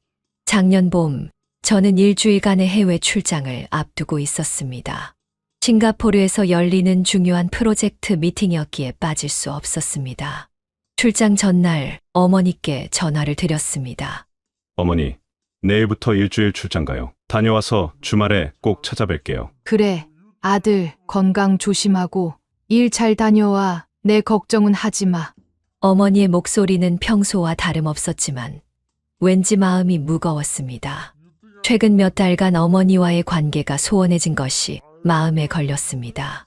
수진의 의심과 불평 사이에서 저는 어머니를 제대로 보호하지 못했다는 죄책감이 들었습니다. 수진아, 내가 없는 동안 혹시 시간 되면 어머니 좀 살펴봐 줄래? 요즘 몸이 좀 불편하신 것 같아서. 수진은 밝게 웃으며 대답했습니다. 걱정 마요. 내가 어머님 잘 챙겨드릴게요. 당신은 일에만 집중해요. 그때의 수진은 평소와 다른 이상할 정도로 친절한 모습이었습니다. 지금 생각하면 그것이 불길한 예감이었어야 했는데 당시 저는 그저 수진이 마음을 바꾼 것으로 믿었습니다. 싱가포르에 도착한 첫날 수진에게 전화를 걸었습니다. 집은 어때? 애들은? 다들 잘 지내고 있어요. 걱정 말고 일에 집중해요. 어머니는 연락해봤어? 아, 어제 통화했어요. 별일 없대요. 이번 주말에 시골집에 내려갈까 해요. 아이들이 할머니 보고 싶다고 하네요. 그 말을 듣고 마음이 놓였습니다. 수진이 드디어 어머니에 대한 적대감을 내려놓은 것 같아 기뻤습니다. 출장 기간 동안 저는 미팅과 협상으로 바빴기에 집에 자주 연락하지 못했습니다. 수진과는 하루에 한 번 정도 짧게 통화했고 모두 잘 지내고 있다는 말만 들었습니다. 출장 넷째 날 어머니께 직접 안부 전화를 드리려 했지만 연결되지 않았습니다. 여러 번 시도했지만 받지 않으셨습니다. 불안한 마음에 수진에게 전화했습니다. 수진아, 어머니가 전화를 안 받으셔. 혹시 연락 받았어? 아, 어머님이 친구분들이랑 여행 가셨다고 하지 않았어요? 제주도에 가셨다고. 정말 어머니가 그런 말씀을 하셨어? 네, 분명히 그러셨어요. 핸드폰 터지는 곳이 아니라서 연락이 안 될 수도 있대요. 수진의 말에 의심이 들었습니다. 어머니는 친구들과 여행을 가신다는 말씀을 하신 적이 없었고 특히 제가 출장 중일 때는 더욱 그러셨을 것 같지 않았습니다. 하지만 출장 일정이 워낙 빡빡해 더 이상 생각할 여유가 없었습니다. 출장 마지막 날 동료들과 마무리 식사를 하던 중 갑자기 불길한 예감이 들었습니다. 어머니가 자꾸 생각났고 가슴이 답답했습니다. 식사를 중간에 끝내고 호텔로 돌아와 어머니께 다시 전화를 드렸지만 여전히 연결되지 않았습니다. 수진에게 전화했습니다. 수진아, 어머니 연락 받았어? 아니요, 아직 아마 내일쯤 돌아오실 거래요. 내일이면 내가 귀국하는 날인데 어머니가 언제 돌아오신다고 정확히 말씀하셨어? 글쎄요, 정확히는 기억이 안 나네요. 근데 당신 왜 이렇게 예민해요? 어머님 충분히 자기 생활 즐기실 나이잖아요. 수진의 말투에서 무언가 이상함을 느꼈습니다. 그녀의 목소리에 가벼운 떨림이 있었고 평소보다 빠르게 말했습니다. 경험상 수진이 거짓말을 할 때 보이는 징후였습니다. 수진아, 혹시 어머니에게 무슨 일 있어? 무슨 소리예요? 아니라고요? 당신 정말 이상해졌어요. 그녀의 강한 부정이 오히려 제 의심을 키웠습니다. 그 순간 저는 최악의 상황을 상상하기 시작했습니다. 수진아, 지금 당장 어머니 댁에 가봐줘. 내가 내일 아침 첫 비행기로 돌아갈게. 지금요? 벌써 밤인데 애들은 어떡하고요? 애들 재워놓고 가. 이웃집 아줌마한테 부탁하던가. 어쨌든 지금 당장 어머니 댁에 가봐줘. 전화를 끊고 항공사에 연락해 다음 날 아침 비행기로 변경했습니다. 밤새 잠을 이루지 못했습니다. 수진에게 여러 번 전화했지만 받지 않았습니다. 문자로 어머니 상황을 물었지만 답장도 오지 않았습니다. 다음 날 아침 공항으로 향하는 택시 안에서 수진에게서 문자가 왔습니다. 어머님 집에 갔다 왔어요. 문이 잠겨 있고 불도 꺼져 있었어요. 아직 여행 중이신 것 같아요. 걱정 마세요. 그 문자를 읽는 순간 제 머릿속에 경고음이 울렸습니다. 수진은 분명 거짓말을 하고 있었습니다. 서울에 도착하자마자 시골 어머니 집으로 직행했습니다. 차를 운전하면서도 끊임없이 어머니께 전화를 걸었지만 여전히 받지 않으셨습니다. 어머니 집에 도착했을 때 수진의 차가 주차되어 있는 것을 보고 놀랐습니다. 문자에서는 다녀왔다고 했는데 아직 여기 있다니 불길한 예감이 현실이 될까봐 두려웠습니다. 현관문을 열고 들어서자 이상한 정적이 집안을 감싸고 있었습니다. 집안은 깨끗했지만 어딘가 생활감이 느껴지지 않았습니다. 마치 일주일 동안 아무도 살지 않은 것처럼요. 수진아, 어머니? 아무런 대답이 없었습니다.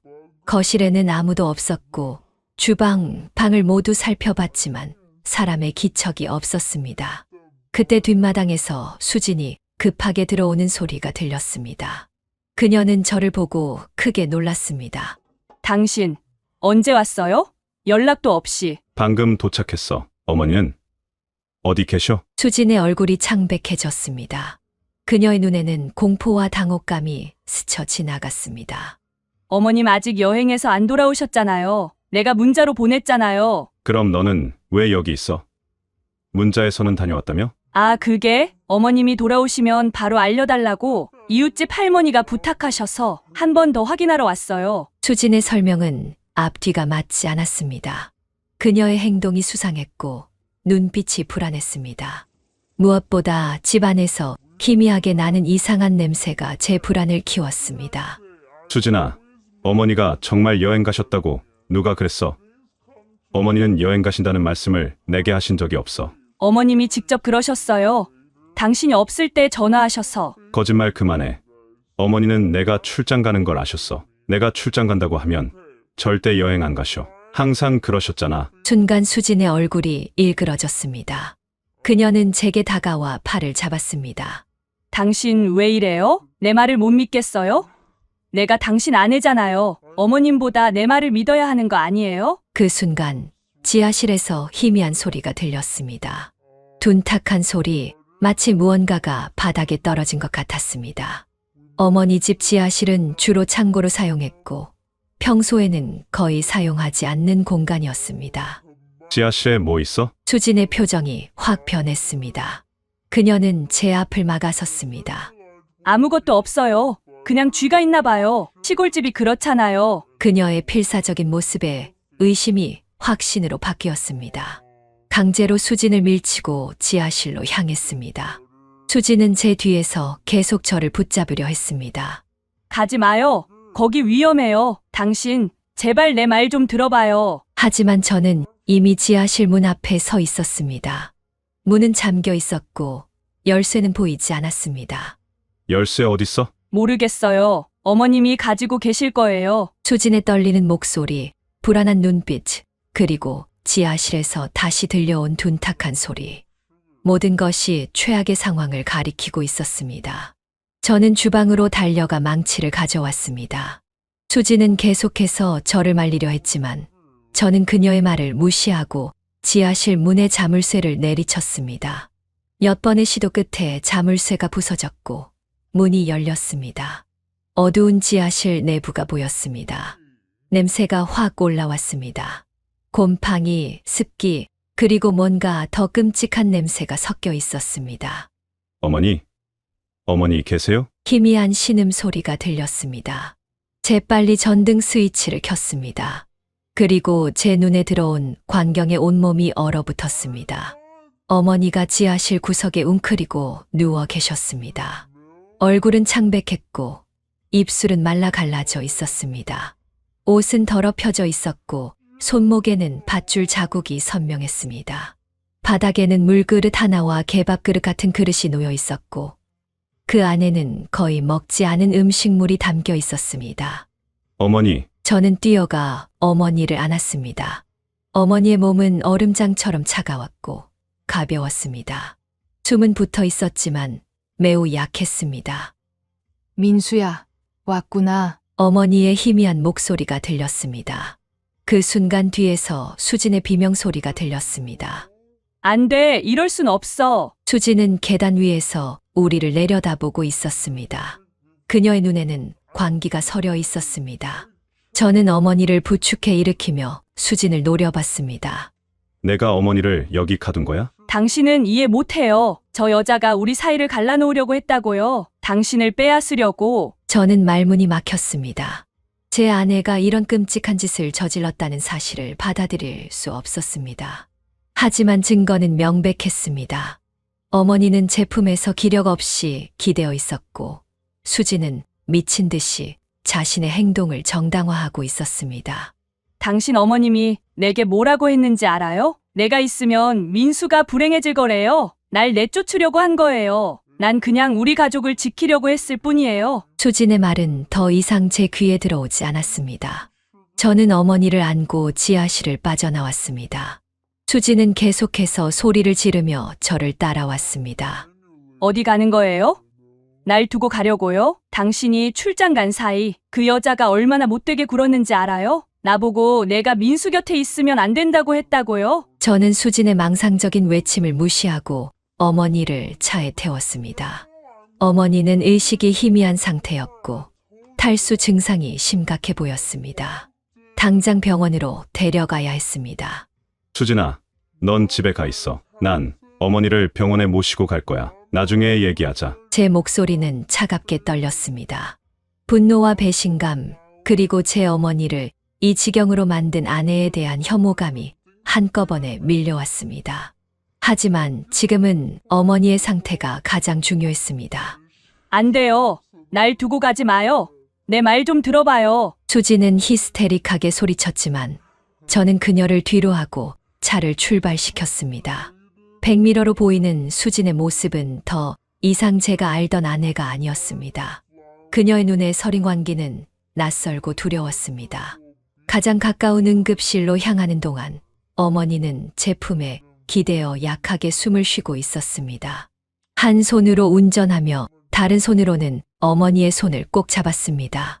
어머니, 조금만 참으세요. 금방 병원에 도착할 거예요. 민수야, 너무 무서웠어. 어머니의 희미한 목소리가 가슴을 찢었습니다. 어머니께서 얼마나 공포와 절망 속에서 지내셨을지 생각하니 눈물이 흘렀습니다. 어머니, 정말 죄송해요. 제가 어머니를 보호하지 못했어요. 내 잘못 아니야. 그 애가 아픈 거야. 어머니는 그 상황에서도 저를 위로하셨습니다. 오히려 수진을 이해하려 하셨습니다. 그 모습에 더욱 가슴이 아팠습니다. 병원에 도착해 의사가 즉시 어머니를 진찰했습니다. 진단 결과는 심각했습니다. 심한 탈수와 영양실조, 몸 곳곳에 타박상과 손목, 발목의 결박으로 인한 괴사, 징후, 그리고 극심한 스트레스로 인한 심장 기능 저하까지. 의사는 심각한 표정으로 말했습니다. 이런 상태로 하루만 더 방치되었다면 생명이 위험할 수도 있었습니다. 도대체 무슨 일이 있었던 건가요? 저는 말을 잇지 못했습니다. 어떻게 제 아내가 어머니를 이런 상태로 만들었다고 설명할 수 있을까요? 결국 경찰에 신고할 수밖에 없었습니다. 경찰은 신속하게 출동해 수진을 체포했습니다. 그녀는 저항하지 않았다고 합니다. 오히려 웃으며 난 그냥 우리 가족을 지키려고 했을 뿐이에요. 라고 말했다고 합니다. 집 안수색 과정에서 충격적인 사실들이 드러났습니다. 수진의 휴대폰에는 어머니를 학대하는 동영상이 여러 개 저장되어 있었습니다. 그녀가 어머니에게 개밥을 던져주며 개처럼 굴었으니 개처럼 먹어라고 말하는 영상, 물을 얼굴에 끼얹는 영상, 공포에 질린 어머니의 모습을 비웃는 영상들. 또한 수진의 일기장에는 어머니에 대한 망상과 증오가 가득 적혀 있었습니다. 그녀는 우리 재산을 빼앗으려 한다. 그녀는 민수를 남자로 보고 유혹하려 한다. 그녀가 없어져야 우리 가족이 행복해질 것이다. 어떻게 하면 그녀를 제거할 수 있을까? 출장 며칠 전부터 계획된 범행이었습니다. 수진은 제가 없는 틈을 노려 어머니를 시골집으로 데려가 가둘 계획을 세웠던 것입니다. 휴대폰 메모에는 심지어 일주일이면 충분할 것이라는 메모까지 있었습니다. 병원 병실에서 이 모든 사실을 경찰에게 전해들으며 저는 몸서리 쳤습니다. 제가 사랑했던 아내, 제 아이들의 어머니가 어떻게 이런 끔찍한 짓을 저지를 수 있었는지 이해할 수 없었습니다. 수진은 특수감금 및 학대, 살인미수 혐의로 구속되었습니다. 정신과 의사의 진단 결과 그녀는 질투망상형 인격장애와 피해망상장애를 앓고 있었습니다. 하지만 범행 당시 심신미약 상태는 아니었다는 판단이 내려졌습니다. 그녀는 자신의 행동이 잘못되었다는 것을 알면서도 실행에 옮겼던 것입니다. 어머니는 2주간의 입원 치료 끝에 육체적으로는 회복되셨지만 정신적 트라우마는 쉽게 사라지지 않았습니다. 한동안 어머니는 말씀을 거의 하지 않으셨고 문이 닫힌 공간에 들어가는 것을 극도로 두려워하셨습니다. 밤에는 악몽에 시달리셨고 사람들이 갑자기 다가오면 놀라서 떠셨습니다. 가장 가슴 아픈 것은 어머니가 저를 볼 때마다 눈물을 흘리셨다는 점입니다. 저는 어머니께 수없이 사과했지만 어머니는 오히려 저를 위로하셨습니다. 내 잘못이 아니야. 민수야, 넌 항상 착한 아들이었어. 수진이도 그 애도 원래는 그런 애가 아니었어. 무슨 일이 있었던 걸 거야. 어머니의 너그러움은 제 죄책감을 더욱 깊게 만들었습니다. 어머니가 그토록 괴로움을 당하는 동안 저는 아내의 말만 믿고 의심했습니다. 어머니의 신호를 알아채지 못했고 보호하지 못했습니다. 수진의 재판이 시작되었습니다. 저는 어머니와 함께 법정에 섰습니다. 수진은 구치소 생활로 야위었지만 그녀의 눈빛은 여전히 광기에 차 있었습니다. 그녀는 법정에서 저를 보자 울음을 터뜨렸습니다. 당신, 제발 날 이해해줘. 난 우리 가족을 지키려고 한 거야. 그 여자가 당신을 빼앗으려고 했다고. 검사는 수진의 휴대폰에서 발견된 동영상과 메모들을 증거로 제출했습니다. 법정에서 그 증거들이 하나씩 공개될 때마다 방청석에서는 숨죽인 탄식이 흘러나왔습니다. 특히 수진이 어머니에게 했던 모욕적인 언행이 담긴 영상이 재생될 때는 판사조차 표정이 일그러졌습니다. 수진의 변호사는 정신질환을 이유로 감형을 요청했지만 범행의 계획성과 잔혹성을 고려할 때 심신미약을 인정하기 어렵다는 판단이 내려졌습니다. 결국 수진은 7년형을 선고받았습니다. 판결이 내려지는 순간 수진은 절망적인 비명을 질렀습니다. 이건 불공평해. 난 잘못한 게 없어. 그 여자가 먼저 시작한 거라고. 경찰이 수진을 데리고 나가는 모습을 보며 저는 복잡한 감정에 휩싸였습니다. 증오, 분노, 배신감. 하지만 그 밑바닥에는 여전히 사랑이 남아 있었습니다. 7년 동안 함께 살았던 아내, 두 아이의 어머니였던 사람이 어떻게 이런 괴물이 되었는지, 그녀가 언제부터 이런 망상에 사로잡혔는지, 집으로 돌아와 아이들에게 어떻게 설명해야 할지 고민했습니다. 저는 아이들에게 엄마가 아프셔서 병원에 계신다고 설명했습니다. 완전한 거짓말은 아니었습니다. 수진은 정신적으로 아픈 상태였으니까요. 어머니는 여동생의 집으로 거처를 옮기셨습니다. 제가 아무리 제 집으로 모시려 해도 어머니는 완곡하게 거절하셨습니다. 나중에 여동생을 통해 알게 된 사실이지만 어머니는 저희 집과 비슷한 구조의 집에 들어가는 것만으로도 공황 발작을 일으키셨다고 합니다. 지하실이 있는 집은 더더욱 들어가지 못하셨고요. 시골 단독주택은 팔았습니다. 더 이상 그곳에서 좋은 기억을 떠올릴 수 없었기 때문입니다. 집을 정리하는 과정에서 수진의 또 다른 일기장을 발견했습니다. 곳에는 아버지의 장례식 날부터 시작된 그녀의 망상이 상세히 기록되어 있었습니다. 장례식에서 시어머니의 눈빛이 이상했다. 그녀는 분명 재산을 독차지하려는 계획을 갖고 있다. 남편은 너무 순진해서 보지 못하지만 나는 안다. 그녀의 진짜 의도를. 그녀의 망상은 시간이 지날수록 더 심각해졌습니다. 오늘 시어머니가 민수의 등을 쓰다듬었다. 그 손길이 단순한 모자 간의 애정 표현이 아니라는 걸. 나는 안다. 그녀는 민수를 남자로 보고 있다. 역겨워. 시어머니가 오늘 내 요리를 칭찬했다. 겉으로는 칭찬이지만 그 말투에 숨겨진 비아냥과 조롱을 나는 놓치지 않았다. 그녀는 내가 며느리로서 부족하다고 생각하는 게 분명해. 이렇게 왜곡된 해석과 망상이 점점 심해지다가 결국 어머니를 해치려는 계획으로 이어진 것입니다. 아내의 일기를 읽으며 저는 제가 얼마나 무심했는지를 깨달았습니다. 수진의 이상 행동들을 단순한 시어머니와 며느리 사이의 갈등으로만 여겼던 저의 무지가 이런 비극을 불러왔습니다. 정신과 의사는 수진의 상태가 질투망상형 인격장애와 피해망상장애가 복합적으로 나타난 것이라고 설명했습니다. 이런 장애는 보통 서서히 진행되며 초기에는 일상생활이 가능할 정도로 기능을 유지하기 때문에 주변 사람들이 알아차리기 어렵다고 합니다. 의사는 제게 말했습니다. 이 상황을 예방할 수 있었을 거라고 자책하지 마세요. 전문가조차도 초기에 이런 징후를 알아채기 어렵습니다. 그리고 아내분의 경우 가족 외부인에게는 상당히 정상적인 모습을 보였을 가능성이 높습니다. 그 말이 조금은 위로가 되었지만 여전히 가슴 한구석에 무거운 죄책감은 사라지지 않았습니다. 어머니는 시간이 지나면서 조금씩 회복하셨지만 완전히 예전의 모습으로 돌아가지는 못하셨습니다.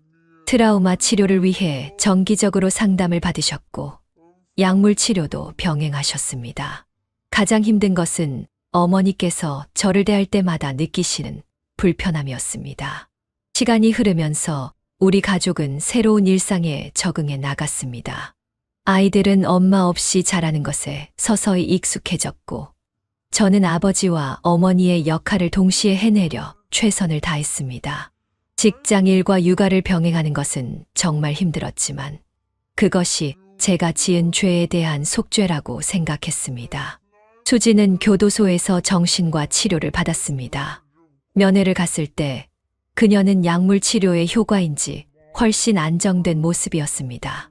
그녀는 자신의 행동을 부분적으로 인정하기 시작했지만 여전히 어머니에 대한 적대감은 남아 있었습니다. 당신, 내가 그때 너무 심했던 것 같아. 방법이 잘못됐어. 하지만 내 걱정이 전부 틀린 건 아니었어. 그 여자, 아니, 어머님이 우리 사이를 갈라놓으려 했다는 건 사실이야. 수진의 망상은 약해졌을지 몰라도 완전히 사라진 것은 아니었습니다. 저는 면회를 짧게 끝내고 나왔습니다. 아이들에게는 엄마가 많이 아프셔서 오래 치료받아야 한다고 설명했습니다. 아이들은 처음에는 이해하지 못했지만 시간이 지나면서 새로운 현실을 받아들였습니다. 가끔 딸아이가 엄마에 대해 물어볼 때면 제 마음은 여전히 무너졌습니다. 아빠, 엄마는 정말 나쁜 병에 걸린 거예요? 언제 나아서 돌아오실 거예요? 그럴 때마다 저는 아이들을 안아주며 최대한 담담하게 대답했습니다. 엄마는 마음의 병에 걸리셨어. 생각하는 방식이 조금 달라지신 거야. 언제 나으실지는 의사 선생님도 확실히 말씀 못하셔. 하지만 아빠가 항상 너희와 함께 있을 거야. 사건 발생 1년 후 저는 회사에 사직서를 제출했습니다. 해외 출장이 잦은 업무 특성상 아이들을 제대로 돌볼 수 없었기 때문입니다. 다행히 같은 회사에서 내근직으로 전환할 수 있었고 급여는 줄었지만 아이들과 더 많은 시간을 보낼 수 있게 되었습니다. 어머니의 상태는 여동생의 정성 어린 보살핌 덕분에 조금씩 좋아지셨습니다. 가끔 제가 아이들을 데리고 찾아뵐 때면 어머니는 손주들을 보며 환하게 웃으셨습니다. 하지만 저와 단둘이 있게 되면 여전히 불편해하셨습니다. 민수야, 내가 수진이를 용서해야 할 것 같아. 어느 날 어머니께서 갑자기 그런 말씀을 하셨습니다. 저는 깜짝 놀랐습니다. 어머니, 무슨 말씀이세요? 그 여자가 어머니를 어떻게 했는지. 알아. 모든 걸 다 기억해. 하지만 그 애가 정상이 아니었던 거야. 병이 그렇게 만든 거지. 내가 그 애를 미워하면 결국 너 자신이 상처받는 거야. 내 안에 분노가 남아있는 한, 넌 결코 행복해질 수 없어. 어머니의 말씀은 저에게 큰 충격을 주었습니다. 그토록 끔찍한 일을 당하셨는데도 어머니는 가해자를 용서하는 마음을 가지고 계셨습니다. 반면 저는 아직도 수진을 생각하면 분노와 증오가 치밀어 올랐습니다. 어머니는 어떻게 용서하실 수 있으세요? 용서는 상대방을 위한 게 아니라 나 자신을 위한 거야. 내가 미워하고 증오하는 동안 그 감정은 나를 갉아먹을 뿐이야. 난 그렇게 살고 싶지 않아. 어머니의 지혜는 저에게 깊은 생각거리를 주었습니다. 사실 저는 수진을 미워하는 것보다 제 자신을 더 미워하고 있었는지도 모릅니다. 어머니의 고통을 막지 못한 무능한 아들, 아내의 이상 행동을 알아채지 못한 무심한 남편, 그런 제 자신에 대한 분노가 수진을 향한 증오로 표출되고 있었는지도 모릅니다. 어머니의 조언을 따라 저는 심리 상담을 받기 시작했습니다. 상담사는 제게 외상 후 성장이라는 개념을 알려주었습니다. 끔찍한 경험 이후에도 인간은 성장하고 더 강해질 수 있다는 것이었습니다. 상담을 통해 저는 제 자신을 용서하는 법을 배웠고 어떤 상황에서도 희망을 찾는 법을 배웠습니다. 아이들과 함께하는 시간, 어머니의 회복을 지켜보는 시간, 그리고 일상의 소소한 행복을 느끼는 시간들이 저를 조금씩 치유해 주었습니다. 사건 발생 2년 후 수지는 교도소 내에서 자살을 시도했습니다. 다행히 즉시 발견되어 생명에는 지장이 없었지만 그녀의 정신 상태가 다시 악화되었다는 신호였습니다. 의사는 그녀가 자신의 행동을 완전히 자각하게 되면서 극심한 죄책감에 시달리고 있다고 설명했습니다. 저는 병원에 수진을 면회하러 갔습니다. 그녀는 이전과는 완전히 다른 모습이었습니다. 초점 없는 눈빛, 마른 몸, 생기 없는 표정. 약물 치료의 부작용인지 죄책감 때문인지 그녀는 거의 말을 하지 않았습니다. 수진아, 나야. 괜찮아? 그녀는 천천히 고개를 들어 저를 보았습니다. 그리고 갑자기 울음을 터뜨렸습니다. 당신, 내가 무슨 짓을 한 거야? 어머님께, 당신에게 그리고 아이들에게. 그녀의 눈에는 이전에 볼 수 없었던 맑은 이성이 깃들어 있었습니다. 망상에서 깨어난 수지는 자신이 저지른 일의 무게를 온전히 느끼고 있었습니다. 의사 선생님이 내가 망상장애였다고 했어. 이제야 내 머릿속이 맑아진 것 같아. 내가 얼마나 끔찍한 생각들을 했는지, 어머님을 얼마나 잘못 오해했는지 난 용서받을 수 없어. 수지는 흐느끼며 말했습니다.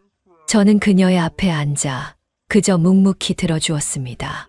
한때 사랑했던 사람, 제 아이들의 어머니인 그녀가 이런 모습으로 무너지는 것을 보는 것은 가슴 아픈 일이었습니다. 아이들은 어떻게 지내? 잘 지내. 많이 컸어. 서연이는 이제 초등학교 3학년이고 준우는 1학년이야. 그 애들이 날 어떻게 기억하고 있을까? 날 기억이나 할까? 저는 솔직하게 대답했습니다. 물론 기억해. 너는 그 애들 엄마잖아. 내 사진을 자주 봐. 특히 서연이는 내가 보고 싶다고 자주 말해. 수진의 눈에서 눈물이 멈추지 않았습니다. 그녀는 고개를 떨구며 말했습니다. 난 정말 나쁜 엄마야. 나쁜 아내고 최악의 며느리였어. 어머님께 정말 죄송하다고 전해줘. 내가 정상이 아니었다는 것은 변명이 될 수 없어. 난 그냥... 수진의 말은 흐느낌으로 끊겼습니다. 이성을 되찾은 수진은 자신의 행동을 완전히 인식하게 되었고 그 죄책감은 그녀를 파멸시키고 있었습니다. 면회를 마치고 나오면서 저는 복잡한 감정에 사로잡혔습니다. 수진을 미워해야 할까요? 아니면 불쌍히 여겨야 할까요? 그녀의 행동은 용서받을 수 없지만 그 행동이 정신질환에서 비롯된 것이라면 저는 더 이상 단순히 가해자와 피해자라는 프레임으로 이 상황을 바라볼 수 없었습니다.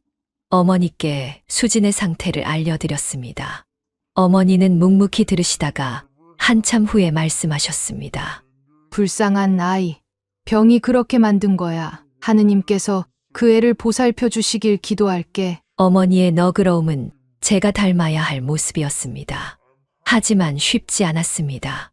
여전히 수진을 생각하면 분노와 슬픔이 교차했습니다.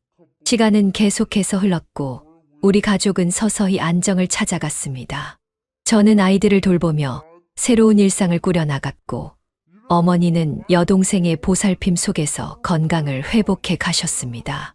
트라우마 치료 덕분에 어머니는 더 이상 악몽에 시달리지 않게 되었고 저와 함께 있을 때도 예전처럼 편안해 하셨습니다. 3년이 지난 어느 날 수진으로부터 편지가 도착했습니다. 그녀는 정신병원으로 이송되어 집중 치료를 받고 있다고 했습니다. 편지는 깨끗한 필체로 쓰여 있었고 맑은 정신 상태를 반영하고 있었습니다. 수진의 편지를 읽고 저는 오랫동안 생각에 잠겼습니다. 그녀의 진심 어린 사과와 후회가 느껴졌습니다. 병에서 회복된 그녀는 자신의 행동을 완전히 인식하고 있었고 그 무게를 온전히 감당하고 있었습니다. 어머니께 수진의 편지 내용을 전했습니다. 어머니는 잠시 눈을 감고 깊은 숨을 내쉬셨습니다. 그 아이 많이 괴롭겠구나. 내 아버지가 살아계셨다면 뭐라고 하셨을까? 아마도 모든 사람에게는 실수할 권리가 있다고 말씀하셨을 거야. 수진이에게 내 마음을 전해줘. 내가 그 아이를 용서한다고. 어머니의 넓은 마음씨에 다시 한번 감동받았습니다. 제가 미처 넘지 못한 분노의 벽을 어머니는 이미 뛰어넘어 용서의 길로 나아가고 계셨습니다. 그로부터 1년 후 수진은 모범 수용자로 조기 출소하게 되었습니다. 7년형을 선고받았지만 정신병원에서의 치료, 기간과 모범적인 생활 태도를 인정받아 6년 만에 출소하게 된 것입니다. 수진은 출소 후 작은 원룸에서 혼자 생활하기 시작했습니다. 저는 아이들과 함께 주말마다 그녀를 방문했고 서서히 새로운 관계를 형성해 나갔습니다. 처음에는 어색했지만 시간이 지나면서 아이들은 엄마와 더 편안하게 대화하게 되었습니다. 수진은 약물 치료를 계속하며 정기적으로 상담을 받았습니다. 그녀는 자신의 병이 완전히 치료된 것이 아니라 관리되고 있다는 사실을 잘 알고 있었고 증상이 재발하지 않도록 항상 주의를 기울였습니다. 어느 날 수진이 저에게 조심스럽게 말을 꺼냈습니다. 어머님을 뵙고 싶어. 직접 사과드리고 싶어. 가능할까? 저는 솔직히 말했습니다. 어머니께 여쭤볼게. 하지만 수진아, 어머니가 준비가 안 되셨다면 이해해줘. 어머니께 이 이야기를 전했을 때 어머니는 잠시 침묵하셨다가 말씀하셨습니다. 데려와. 만나고 싶구나. 어머니와 수진의 재회는 눈물로 가득했습니다. 수진은 어머니 앞에 무릎을 꿇고 몇 번이고 사과했습니다. 어머니는 그런 수진의 머리를 쓰다듬으며 말씀하셨습니다. 일어나라. 수진아, 난 이미 오래전에 너를 용서했다. 내가 아프다는 걸 이제는 알고 있구나. 그때는 내가 아프다는 걸 우리 모두가 몰랐던 거야. 어머니의 넓은 마음씨는 우리 모두에게 치유의 시간을 가져다 주었습니다. 그날 이후 수진은 정기적으로 어머니를 찾아뵈며 말벗이 되어 드렸습니다. 처음에는 어머니도 긴장하셨지만 시간이 지날수록 편안해지셨습니다. 아이들은 학교에서 친구들에게 우리 엄마는 정신질환에 앓고 있어서 따로 살아라고 당당하게 말할 수 있게 되었습니다. 더 이상 숨기거나 부끄러워하지 않았습니다. 오히려 정신 건강의 중요성에 대해 또래들보다 더 깊이 이해하게 되었습니다. 수진은 출소 2년 후 정신건강 관련 시민단체에서 일하기 시작했습니다. 자신의 경험을 바탕으로 다른 정신질환 환자들을 돕고 일반인들에게 정신건강의 중요성을 알리는 강연도 하게 되었습니다. 그녀의 이야기는 많은 사람들에게 공감과 위로를 주었습니다. 저와 수진은 이혼 상태를 유지했지만 아이들의 부모로서 좋은 관계를 만들어갔습니다. 함께 살지는 않지만 아이들의 중요한 행사나 기념일에는 항상 함께 했습니다. 사람들은 우리의 관계를 이해하지 못했지만 우리에게는 이것이 최선의 방법이었습니다. 어머니는 작년에 80세 생신을 맞으셨습니다. 그날 우리 가족 모두가 모였습니다. 저와 아이들, 여동생과 그 가족, 그리고 수진까지. 어머니는 오랜만에 온 가족이 함께하는 모습에 행복해 하셨습니다. 내가 살면서 배운 것이 있다면 용서의 힘이 얼마나 큰지를 깨달은 거야. 용서는 상대방을 위한 것이 아니라 자신을 위한 거란다. 미움은 미워하는 사람의 마음만 갉아먹지. 어머니의 말씀은 우리 모두의 가슴에 깊이 새겨졌습니다. 지금 저는 50세가 되었습니다. 아이들은 각각 대학생과 고등학생이 되었고 건강하고 밝게 자라고 있습니다. 어머니는 여전히 여동생과 함께 살고 계시며 가끔씩 건강 문제로 병원에 가시긴 하지만 정신은 맑으십니다. 수지는 자신의 병을 관리하며 의미 있는 삶을 살고 있습니다.